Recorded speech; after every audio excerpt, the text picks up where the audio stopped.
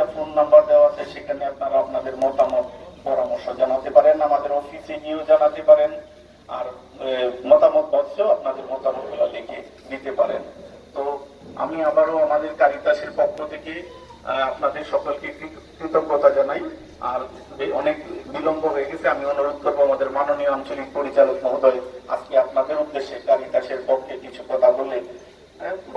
আমি অনুরোধ জানাই শ্রদ্ধেয় আঞ্চলিক পরিচালক মিস্টার বনিফাস মোল্লা, কারিতাস সিলেট। মেম্বারগণ, উপজেলার যিনি দায়িত্বে আছেন আজকের বিতরণ অনুষ্ঠানে, আরজু ভাই না, দ্বিতীয়বার আপনার সঙ্গে পরিচয়। আমাদের মতো আপনার মনে হয় প্রিয় চেয়ারম্যান বা প্রিয় এলাকা নাকি?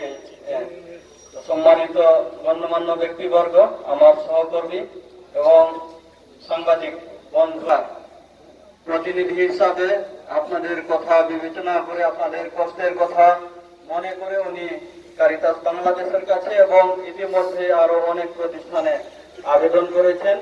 সেই আবেদনের প্রেক্ষিতে আমরাও ওনার আবেদন পাওয়ার পর থেকে আমরাও চেষ্টা করেছি বিভিন্ন জায়গায় কিছু করা যায় কিনা এই ইউনিয়নের বন্যায় ক্ষতিগ্রস্ত মানুষের জন্য।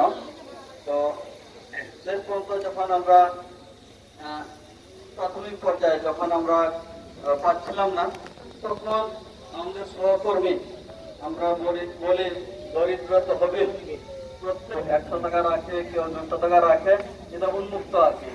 যারা সবচেয়ে কম বেতন পায় তারা 30 টাকা করে রাখে এবং এই টাকাটা আমরা দরিদ্র মানুষের যখন বিপদ হয়, যখন প্রাকৃতিক দুর্যোগ হয়, ওখান থেকে আমরা সহায়তা করে থাকি। সেই বিবেচনায় সেই হিসাব করে আমরা গত সপ্তাহে আমরা 100 পরিবারের জন্য আমরা শুকনো খাবার নিয়ে আসছি। আমরা যখন বিতরণ করি তখন বলছিলাম যে কারিতাসের জীবনে মনে হয় এই উপহারটা সবচেয়ে ছোট উপহার। চেয়ারম্যান হয়তো দেখছেন, মেম্বারগণও আপনারা উপলব্ধি করেছেন, এত ছোট প্যাকেজে আমরা এর আগে মনে হয় কখনো দেয় নাই। হ্যাঁ, যা হোক, আমরা পরবর্তীতে আবারও লেখালেখির মাধ্যমে, আলাপ আলোচনার মধ্য দিয়ে এবং তাহের ভাই ইতিমধ্যেই বলছেন, মানে আমরা আগের মতো এখন আর সাপোর্ট দিতে পারি না। বিভিন্ন প্রতিষ্ঠানের মাধ্যমে সহযোগিতায় তখন এলাকা বাছাই করা হয়, আবার সমর্থন পাইতে হয় যে অমুক এলাকা অমুক ইউনিয়ন সবচেয়ে বেশি ক্ষতিগ্রস্ত হয়েছে। সেই প্রেক্ষিতে আজকে আমরা আপনাদের মাঝে উপস্থিত হয়েছি।